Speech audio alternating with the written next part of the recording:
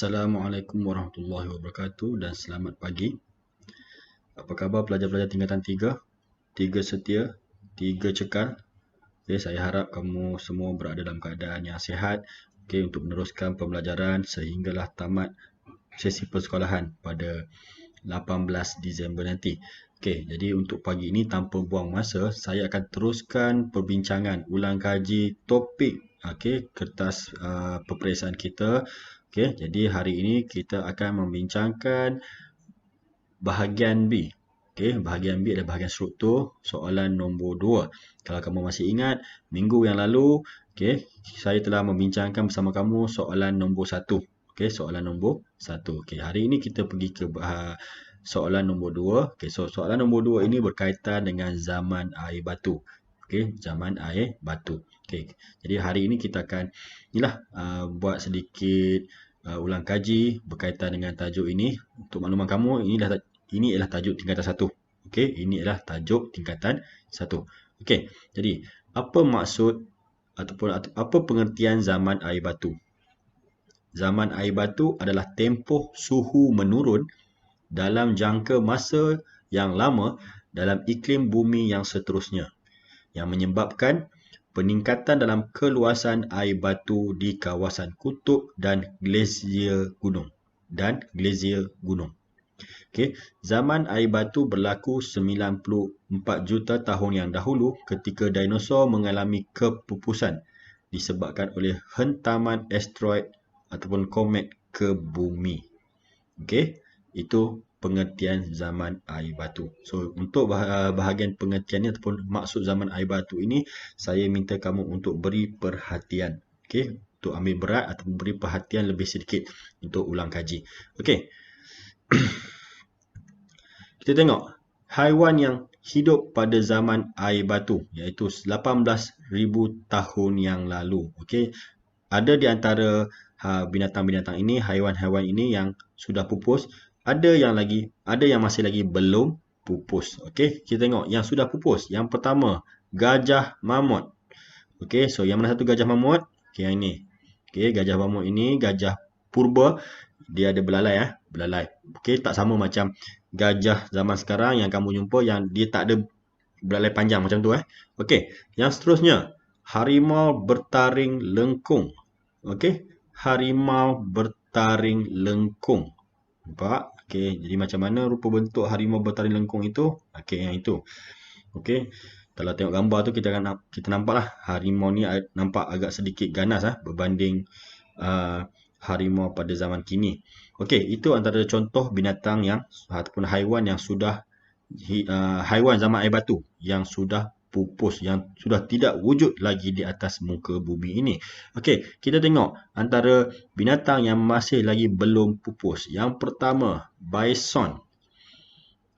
So macam mana rupa bentuk bison? Yang itu. Yang itu. So bison ini saya tak pasti. Adakah ini seladang? Sebab kalau seladang kita ada ladang ataupun ladang ternakan seladang. Saya tak pasti di mana. Tapi di Perak. Perak ada menternak seladang. Dan berita yang baru ni pun saya tengok di surat khabar. Terengganu juga ada menternak seladang.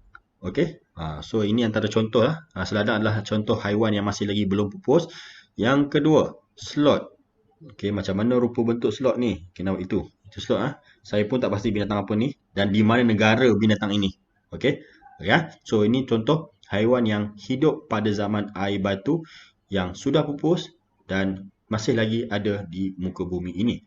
Kita tengok tahap proses pengglasieran. Ataupun dipanggil sebagai pencairan. Pencairan air batu. Pencairan air batu. Jadi mempunyai sekurang-kurangnya 3 tahap berlakunya glazier. Tahap pertama berlaku pada 900 hingga 600 juta tahun dahulu. Tahap kedua berlaku pada 250 hingga 80,000 juta tahun yang lalu. Tahap ketiga, 10,000 juta tahun yang lalu. Ini tahap-tahap berlakunya pencairan air batu di atas muka bumi ini. So kita tengok tahap-tahap zaman air batu. Okey, kelas tolong ambil berat dengan slide ini. Okey, so saya dah beritahu tolong ambil berat dengan slide ini. Okey, tahap zaman air batu ini terbahagi kepada 4. Okey, yang pertama zaman Miocene. Yang kedua zaman Pliocene. Yang ketiga zaman Pleistocene. Okey, yang keempat zaman Holocene. Okey, so tolong ambil berat tahap ini. Okey, saya ulang sekali lagi. Zaman Miocene, zaman Pliocene, zaman Pleistocene dan zaman Holocene. Okey, ini tahap-tahap zaman air batu. Okey, garis masa zaman air batu. Okey, so kita tengok. So tahap yang pertama Miocene ini telah berlaku pada 23 hingga 5 juta tahun yang lalu. Okey, zaman Pliocene pula berlaku 5 hingga 2 juta tahun yang lalu. Zaman Pleistocene pula berlaku pada 2.5 juta hingga 10,000 tahun yang lalu. Dan zaman yang terakhir, zaman Holocene, berlaku sekitar 10,000 tahun yang lalu dan sehingga sekarang masih lagi berlaku pencairan. Okey, masih lagi berlaku pencairan air batu di kutub. Okey. So, kita tengok perubahan zaman air batu akhir ataupun kesan-kesan zaman air batu akhir. Okey, yang pertama, kita tengok. Zaman air batu akhir digelar sebagai zaman Holocene. Ketika itu, manusia dari benua Afrika berhijrah ke benua Eropah dan benua Asia. Okey.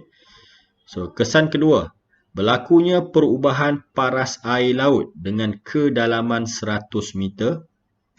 Okey. Yang seterusnya, terbentuknya tasik-tasik air tawar seperti di Great Lakes, Kanada.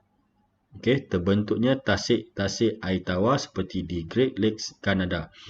Kesan seterusnya, kebanyakan binatang mula pupus seperti mamut dan harimau bertaring.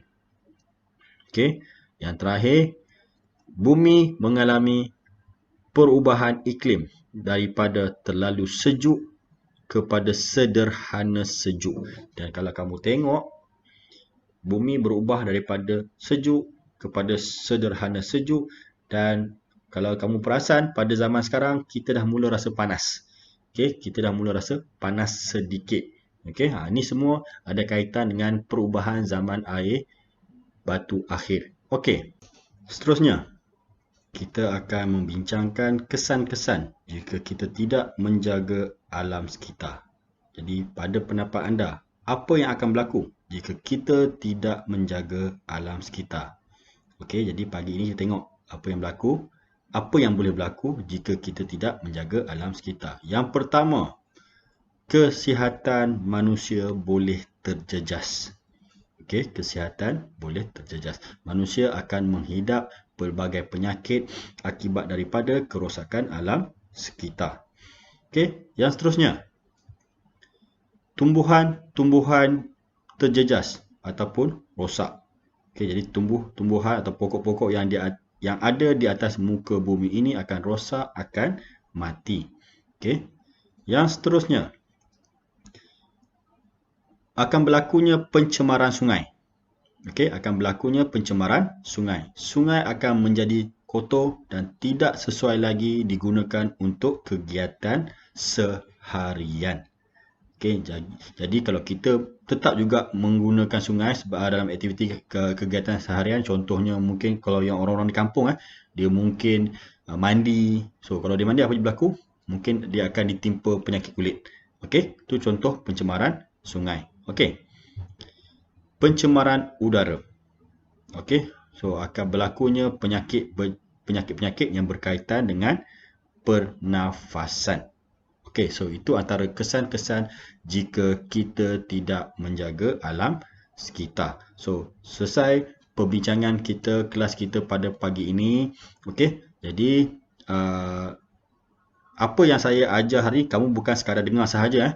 Okey, jadi saya minta kamu untuk isi kehadiran dalam link yang diberikan. Okey, jadi untuk hari ini bukan sekadar kamu mengisi kehadiran. Okey, dalam borang kehadiran ini juga disertakan beberapa soalan, okey, sebagai tanda kamu mengambil berat video yang saya berikan ini. Bukan sekadar kamu dengar sahaja. Jadi saya minta pelajar-pelajar 3 setia, 3 cekal untuk dengar dengan teliti dari awal sampai habis video saya ini dan jawab soalan yang saya sertakan dalam borang kehadiran hari ini.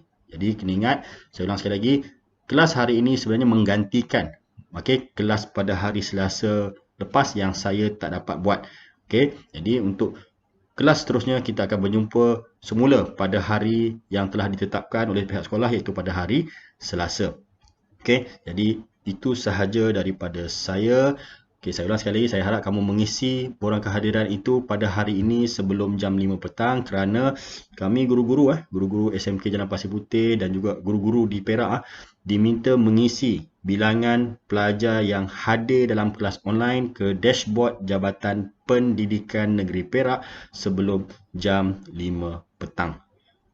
So itu sahaja daripada saya. Sekian, terima kasih. Berjumpa lagi kita pada hari Selasa hadapan. Sekian.